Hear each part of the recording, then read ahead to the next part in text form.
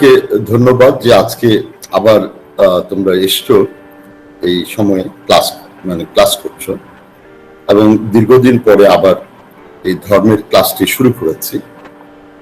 আর গত ক্লাসে আমি ওয়েস্ট এশিয়ান ধর্ম সম্পর্কে একটি ধারণা দিয়েছি এবং বিশ্বে কিভাবে কখন এবং কেন ধর্মগুলো তৈরি হয়েছে সেই সম্পর্কে একটি ধারণা দিয়েছি, যাতে ভারতীয় ধর্মটা তোমাদের জন্য বোঝাটা সহজ হয়।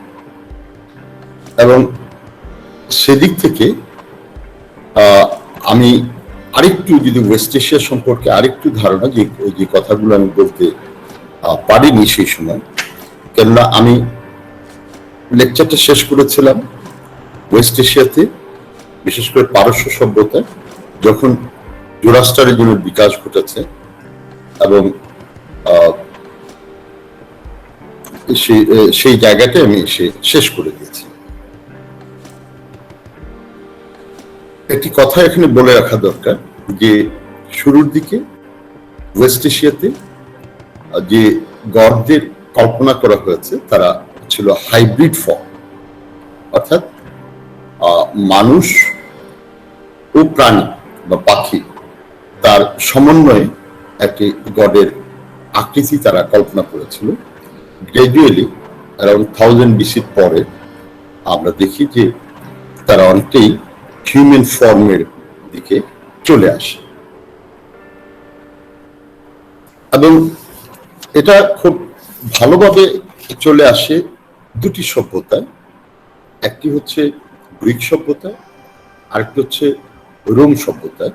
এবং তোমরা জানো যে গ্রিক সভ্যতার যে দেবতা তারা হচ্ছেন জিউস, অ্যাথেনা, আফ্রোদিতি, পসিডন, অ্যাপোলো।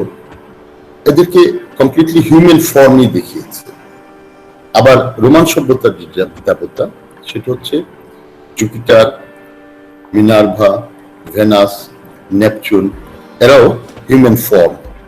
এটা কিন্তু আমরা দেখি বেবিলনীয় সভ্যতায়, নব্য বেবিলনীয় সভ্যতাকে অনেক বেশি কেন কাছাকাছি সময় থাকার কারণে অনেক বেশি প্রভাবিত করেছে এবং সেখানেও আমরা দেখি যে গ্রাজুয়ালি হিউম্যান ফর্মে চলে এসছে। এবং আমি ওয়েস্ট এশিয়ান ধর্ম প্রতিটি সভ্যতায় বা প্রতিটি সংস্কৃতিতে যে ধর্মগুলো বিকশিত হয়েছিল সেই সম্পর্কে গত ক্লাসে আমি ধারণা দিয়েছিলাম। এবং 6th century BC পরও কোনো রেগুলার একটি ধর্ম ওখানে তৈরি হয়নি। এর কারণ তোমরা জানো যে পলিটিক্যালি পারস্য সভ্যতার পতনের পরে গ্রিকরা, আলেকজান্ডারের নেতৃত্বে গ্রিকরা এই অঞ্চলটা শাসন করে, মানে নর্থ আফ্রিকা এবং হোল ওয়েস্ট এশিয়া। এবং এর পরপরই রোমানরা এই অঞ্চলটা শাসন করে এবং তারা তাদের রিলিজিয়াস কনসেপ্টটা এখানে ইম্পোজ করার চেষ্টা করে।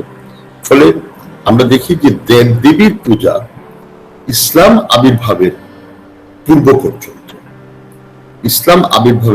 পর্যন্ত দেব দেবীর পূজা অর্চনা অব্যাহত ছিল ওয়েস্ট এশিয়াতে।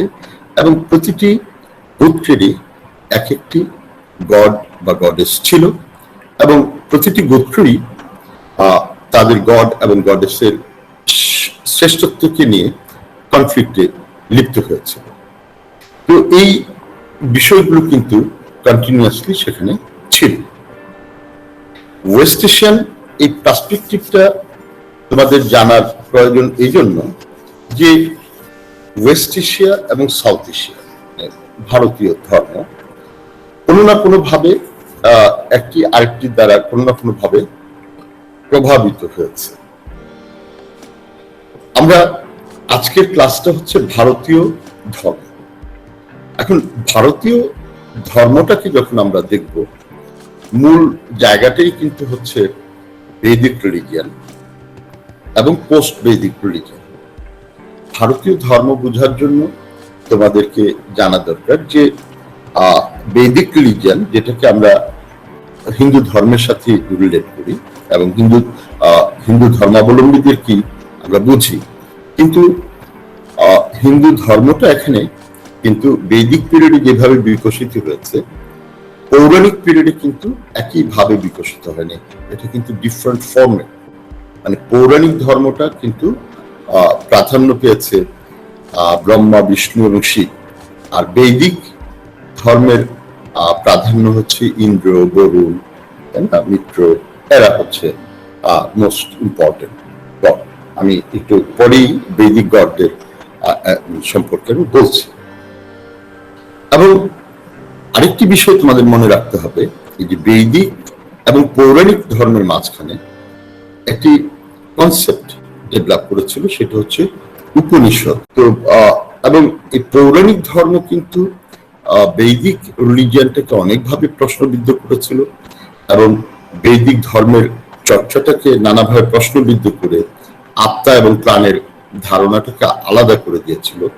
এবং একটি মানুষের ভিতরেই আত্মা এবং প্রাণ আছে, ফলে আত্মা সবসময় পবিত্র এবং সে মৃত্যুর পরে এই পবিত্র আত্মা পরমাত্মায় মিলে যায়। এই যে কনসেপ্ট উপনিষদ দিয়েছে, সেই কনসেপ্ট কিন্তু টোটাল ওয়েস্ট এশিয়াকেও কিন্তু কাভার করেছে।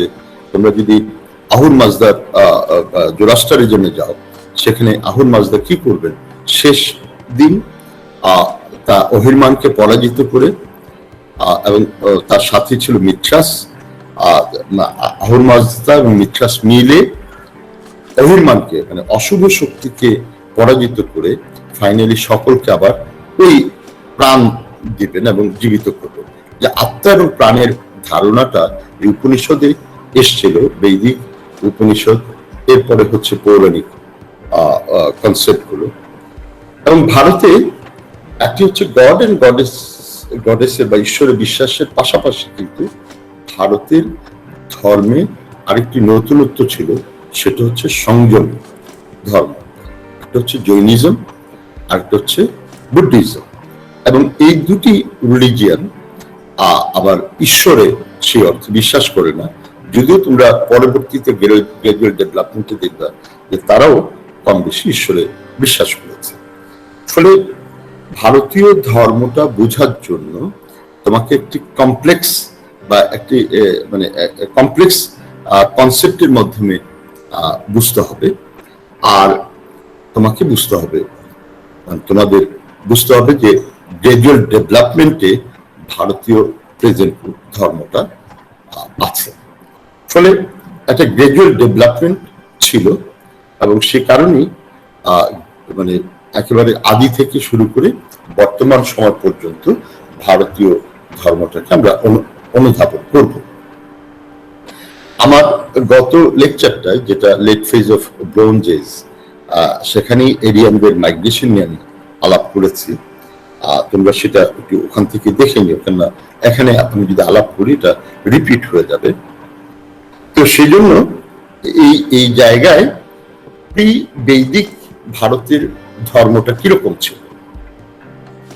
প্রি বৈদিক ভারতীয় ধর্ম বলতে আমরা হরপ্পান রিলিজিয়ানটাকে বুঝি, এবং হরপ্পান রিলিজিয়ানে আমরা দেখি যে তারা পশুপতি শিবের পূজা করেছে।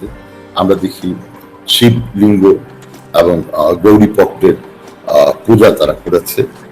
আমরা দেখি তারা সূর্যেরও পূজা করেছে। ফায়ার অল্টার তারা তৈরি করেছে পূজার জন্য, বা ফায়ার অল্টার মানে ফায়ার ওয়ার্শিপও তারা করেছে। এটা হরপ্পান রিলিজিয়ানের বিষয়গুলো আমি বলছি। এবং নানা ধরনের অবজেক্ট, প্লান্ট, এগুলোরও তারা পূজা করেছে। আবার হিন্দু ধর্মে যেমন মানুষ মৃত্যুর পরে তাকে পোড়ানো হয়, তেমনি হরপ্পাতেও অনেকগুলো সিস্টেম ছিল কবর দেওয়ার। একটি হচ্ছে যে মানুষকে পুড়িয়েছে, তার 6 বৎসর এবং আনবার্ন, যে হাড়টি জ্বলেনি, কমপ্লিটলি জ্বলেনি, সেই হাড়গুলো কালেক্ট করেছে, পটে রেখেছে এবং পবিত্র স্থানে সেটাকে তারা সৎকার করেছে। এছাড়া আমরা পার্শ্বিকরা, মানে পার্শ্বিকরা যেরকম ডেড বডিকে বাইরে রেখে দেয়, জঙ্গলে রেখে দেয়, এবং প্রাণী এবং পাখিরা তার মাংস নিয়ে যাওয়ার পরে হাড়গুলোকে তারা সৎকার করে, তেমনি সেই প্রথাও কিন্তু ইয়েতে ছিল। আমি গত ক্লাসে এগুলো বলেছি। আর একটা মৃত ব্যক্তিকে তারা কবর দিত, মানে আমরা যেভাবে কবর দিয়ে থাকি, তো নানা ফর্মেটই কিন্তু আছে, যেটা বৈদিক রিলিজিয়ানের সাথেও মিলে যায়, যেটা ওয়েস্ট এশিয়ান রিলিজিয়ানের সাথেও মিলে যায়। ফলে এই প্র্যাকটিসটা ভারতে সিন্ধু সভ্যতার যুগ থেকেই বিরাজমান ছিল। কিন্তু ভারতের ধর্মটাকে যেটাকে আমরা বলি, সেটা শুরুটা যদি আমরা স্পেসিফিক্যালি বলতে চাই বা স্পেসিফাই করতে চাই, তাহলে সেটা হচ্ছে বৈদিক ধর্ম। আর বৈদিক ধর্মটা শুরু হয়েছে মূলত ঋগ্বেদকে কেন্দ্র করে।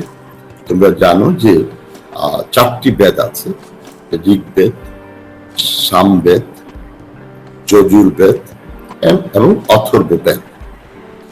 এই যে সোর্স অফ ইন্ডিয়ান রিলিজিয়ান, মানে ইন্ডিয়ান রিলিজিয়ানের যে সোর্স বা উৎসগুলো বা উপাত্তগুলো কি, এ নিয়ে আমি না হয় আরেকটি ক্লাসে বলি।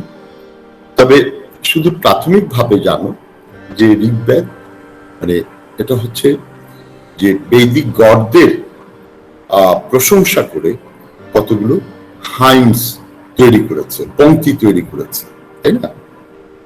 আর সামবেদ যেটা করেছে সেটাকে তার একটা রিদমিক রূপ প্রকাশ করেছে, অর্থাৎ সেটা সেই হাইমস গুলোকে, সেই পংক্তিগুলোকে কিভাবে ছন্দবদ্ধ করে উচ্চারণ করা হবে, পাঠ করা হবে, সেই বিষয়ে সামবেদ নানা ধরনের বক্তব্য দিয়েছে।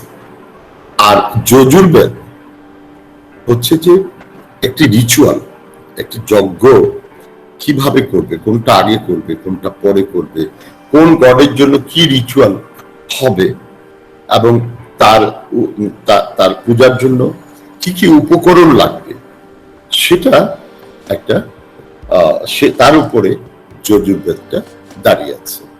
এবং অথর্ববেদ অবশ্য পরে অনেক, এবং এটা basically a sort of science, a sort of magic, a sort of logic ইত্যাদি দিয়ে অথর্ববেদটা তৈরি হয়েছে।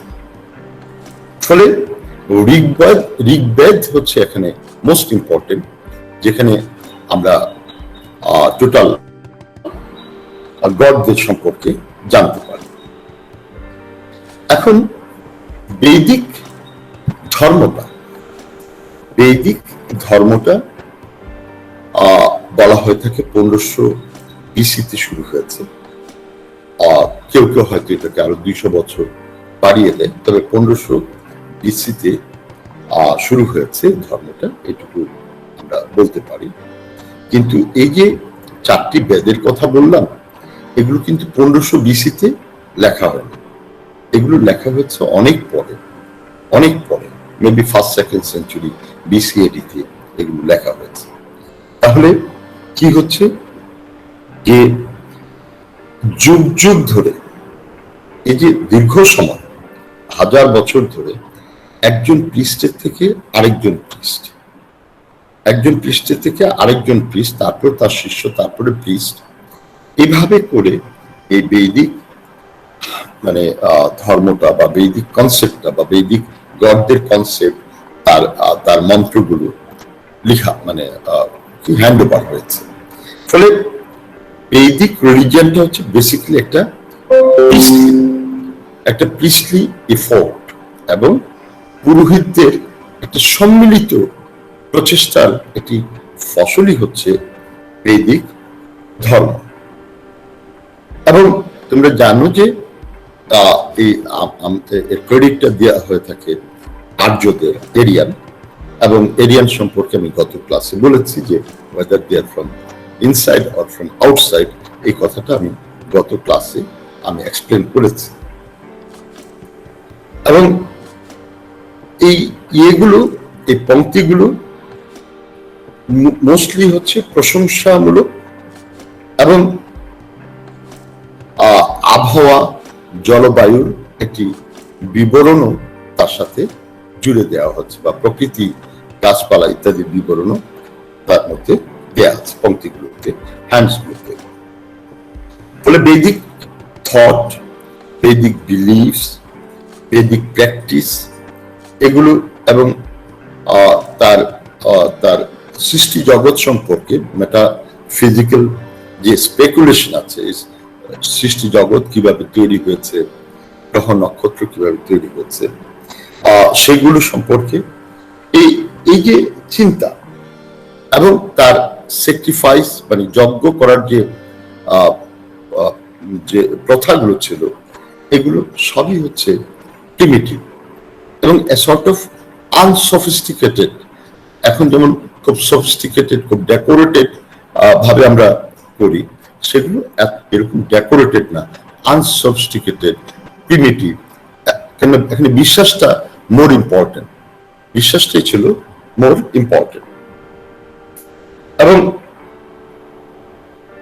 এই যে প্রিসলি ফোর্টের এই যে তার এই বিশ্বাস, প্র্যাকটিস ইত্যাদি একটি সিনক্রোনাইজড বা সিনথিসিসটাই হচ্ছে এই ধর্ম, অর্থাৎ বৈদিক ধর্ম।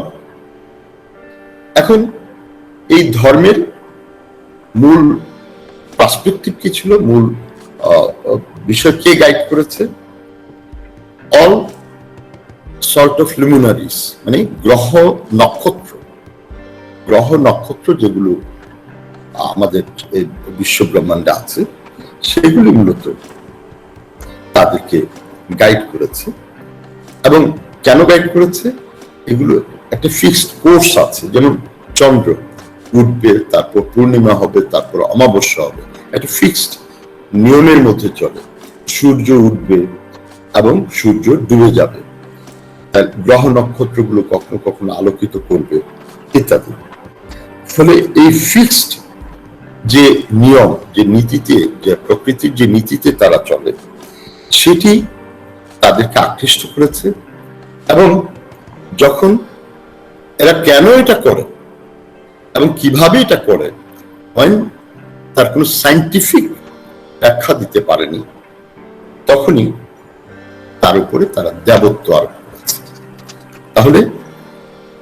তাহলে প্রকৃতির যে কোনো উপকরণ, সেটা পাহাড় হতে পারে, গাছপালা হতে পারে, গ্রহ নক্ষত্র হতে পারে, নদী নালা হতে পারে, এর সায়েন্টিফিক ব্যাখ্যা যখন তারা দিতে পারেনি, ফলে তার মধ্যে একটা সুপার ন্যাচারাল পাওয়ার যুক্ত করে, কনসেপ্ট যুক্ত করে তারা তার উপরে দেবত্ব আরোপ করেছে। এবং সেগুলি হচ্ছে বৈদিক গডস। যে দেবত্ব আরোপ করেছে সেগুলি হচ্ছে বৈদিক গডস। এবং এর মধ্যে যতটা না সায়েন্টিফিক ব্যাখ্যা আছে, তার মধ্যে তার চেয়ে বেশি ছিল মানে কল্পনাপ্রসূত এবং পোয়েটিক ওয়েতে এক্সপ্লেন করা বা এক্সপ্রেস করা, সেটি এখানে মুখ্য বিষয় ছিল। আমরা জাস্ট নামে একজন বৈদিক ইন্টারপ্রেটার আছেন, যিনি বৈদিক গডদেরকে তিনটি ভাগে বিভক্ত করেছেন। একটি হচ্ছে টেরিস্ট্রিয়াল গড বা পৃথিবীর স্থান, এবং আরেকটি হচ্ছে aerial or intermediate gods, that is অন্তরিক্ষ স্থান, আর থার্ড হচ্ছে সেলেস্টিয়াল গড বা দিব্য স্থান। এই তিন ভাগের মধ্যে যে গডগুলো আছে, আমি রাইটিং ফর্মটাও তোমাদেরকে ইতিমধ্যে দিয়েছি। পৃথিবীর স্থানে যারা আছেন তারা হচ্ছে পৃথিবী, অগ্নি, সোম, বৃহস্পতি, and all the rivers like Ganga, Jamuna, Saraswati, Kaveri ইত্যাদি। এরিয়াল গডস বা অন্তরিক্ষ স্থান গড যেগুলো আছে, তা হচ্ছে ইন্দ্র, অপাঙ্গনাপথ, রুদ্র, বায়ুবৎ, পর্জন্য, আপ, মাতৃস্বম, মরুদ ইত্যাদি। আর সেলেস্টিয়াল গড, যেগুলো স্বর্গীয় গড, তারা হচ্ছে তায়ুস, বরুণ, মিত্র, সূর্য, সাবিত্রী, পুষণ, বিষ্ণু, আদিত্যস, উষাস এন্ড অশ্বী। এখন এই আদিত্য হচ্ছে 12 আদিত্য। আমি তোমাদেরকে আবার আমি ব্যাখ্যা দিব। 12 আদিত্য মধ্যে যেমন বিষ্ণু এবং রুদ্র এখানে আছেন, এবং এই 12 আদিত্যরেই বেসিক্যালি পৌরাণিক যুগে অনেক বেশি ডমিনেট করে, এবং এই গডরাই, এই বিষ্ণু এবং রুদ্ররাই, রুদ্র পরে শিব হয়ে যায় এবং পৌরাণিক যুগে তারা প্রমিনেন্ট হয়ে আসে। সেটা যখন আমি পৌরাণিক পার্সপেক্টিভে তোমাদের ধর্মটা পড়াবো তখন আলোচনা করব। এই 3টি আসপেক্টের এই যে গড, এই গডের মধ্যে কেউ কেউ আবার 2 জায়গায় বিচরণ করে, যেমন অগ্নি, উষা, এরা পৃথিবীতে আছে, আবার অন্তরিক্ষ স্থানে আছে। বরুণ, যম, সাবিত্রী, এরা অন্তরিক্ষ আছে, আবার স্বর্গীয় স্থানে, দিব্য স্থানেও আছে। এরকম ভাবে কিন্তু 2-4 জন অ্যামালগামেট হবে, এবং এদের প্রত্যেকের ফাংশন আলাদা, এবং এই গডরা একদিনে তৈরি হয়নি, একসাথেও তাদের বিকাশ ঘটেনি, অর্থাৎ তাদের জন্ম একদিনে হয়নি। প্রতিটি আসপেক্টের জন্য এক একজন গড ছিল বৈদিক পিরিয়ডে, বৈদিক কনসেপ্টে। প্রতিটি আসপেক্টের জন্য কেউ বৃষ্টি ঝরাবে, কেউ বায়ু নিয়ে আসবে, কেউ কি হচ্ছে আকাশমণ্ডলকে শাসন করবে। বরুণ, যার অসংখ্য চোখ, তার এই চোখ দিয়ে সে এই মানুষের ন্যায় অন্যায়গুলো দেখবে, তাই না? Sky god.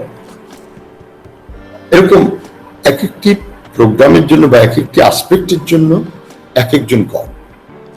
আবার কোন কোন গডকে আবার, যেহেতু আমি বলেছি 1500 থেকে শুরু করে প্রায় 1st-2nd সেঞ্চুরি এডি বিসি, ফলে একজন গডের উপরে 2-3-4টা দায়িত্ব কখনো কখনো আমরা লক্ষ্য করি। তবে কনসেপ্টটা ছিল একটি আসপেক্টই এক একজন গড, এবং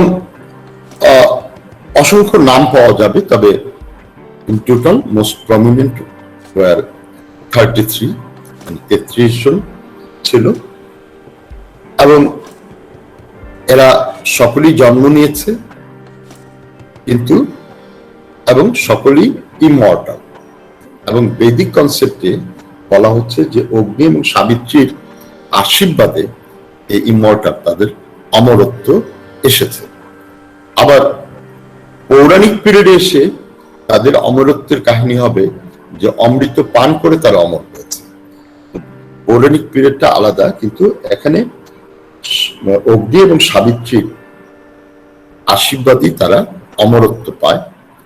অথবা এই বৈদিক হাইমস গুলো, মানে হাইমস যেগুলো আছে, পংক্তি যেগুলো আছে, সেখানে বলা হয় যে মানুষের কল্যাণের জন্য তারা অসম্ভব পরিশ্রম করে, তারা টায়ার্ড হয়ে যায়, নিস্তেজ হয়ে যায়, এবং সোমরস পান করে, যে জন্য তার যজ্ঞে সোমরস এসেনশিয়াল ছিল, সোমরস পান করে তারা আবার সতেজ হয়ে ওঠে। এবং আনফরচুনেটলি যেভাবে আমরা ধরি, ভারতীয় এই বৈদিক গডদেরকে শুরু থেকে কোনো হাইব্রিড ফর্ম না, শুরু থেকেই তাদেরকে একটা হিউম্যান ফর্মে, অর্থাৎ মানুষের আকৃতি যেরকম সেরকম আকৃতিতে তাদেরকে কল্পনা করা হয়েছে।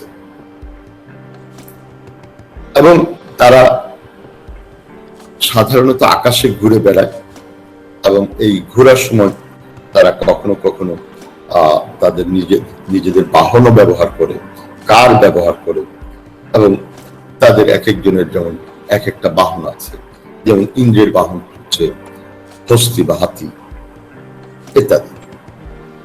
এবং এই গডদের এই বৈদিক কনসেপ্টে গডরা কি খায় সেই সম্পর্কে বিবরণ দেওয়া আছে। মানুষ যা খায় বৈদিক গডরা তাই খায়, যেমন মিল্ক, ফুড গ্রেন, মানুষ যা খাচ্ছে ফ্রুটস সবই তারা খায়। অতএব তাদের নিয়ে যখন যজ্ঞ করা হয়, পূজা করা হয়, সেই ফুড গ্রেন গুলি তারা সেখানে দিয়ে থাকে। এবং এই গডরা মূলত মঙ্গলময়, অর্থাৎ মানুষের মঙ্গল কামনা, মানুষের কল্যাণ কামনা করাই হচ্ছে তাদের মূল কাজ। কিন্তু কেউ কেউ আবার কখনো ক্ষুব্ধ হয়, যেমন রুদ্র তিনি যদি ক্রুদ্ধ হন তাহলে অমঙ্গল সাধন করেন।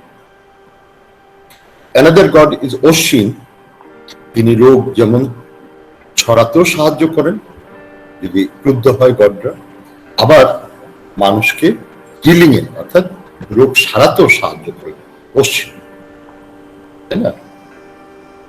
এবং বৈদিক মানুষের চিন্তায় গডরা যেহেতু মানুষের থেকে আলাদা, ফলে তাদের যে পোশাক, এই পোশাকগুলো হচ্ছে অত্যন্ত জাঁকজমকপূর্ণ, নানা ধরনের রত্ন মাণিক্য পড়ে থাকে। এটা তাদের চিন্তার মধ্যে এই বিকাশটা ঘটেছে, ফলে তারা গডকে সেইভাবে চিন্তা করছে। এবং এই গডদের মূল কাজই হচ্ছে অমঙ্গল ইভিলকে দূরীভূত করা এবং প্রকৃতি ভারসাম্য নষ্ট করে ফেললে সেই ভারসাম্যটা ফিরিয়ে আনা, সেটাকে রেগুলেট করা, এটা হচ্ছে তাদের কনসেপ্ট। সূর্য কোনো কারণে উঠতে দেরি করলে যেমন উষা এবং প্রত্যুষা টেনে নিয়ে আসে, তোমরা যদি স্কাল্পচার গুলো দেখো টেনে নিয়ে আসে, এটাই বৈদিক গডদের কাজ। অর্থাৎ কোনো ইরেগুলারিটিস হলে সেটাকে রেগুলার করা হচ্ছে তাদের মূল কাজ। এবং অন্যায়কারী, দোষী এবং মন্দকে তারা পানিশ করে, আর যারা ভালো কাজ করে তাদেরকে পুরস্কৃত করে। এবং আমরা যেমন জানি যে এখন গডরা সব জানতা, সর্বজান্তা, সর্বত্র বিরাজমান, আদি ফর্ম, প্রিমিটিভ ফর্ম। এখানে গডদেরকে কি দেখানো হচ্ছে?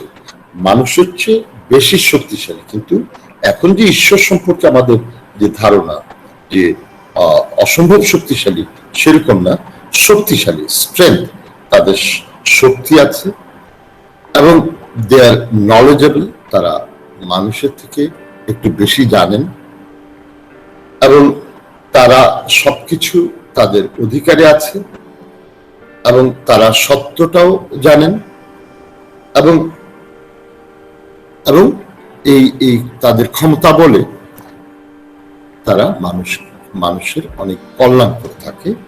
এটাই হচ্ছে বৈদিক গড সম্পর্কে বৈদিক মানুষের বা আর্লি হিউম্যান বিং এর চিন্তা, যে একজন গড দেখতে কেমন হবে, এই গডের শক্তি কেমন হবে, তার কাজ কি হবে।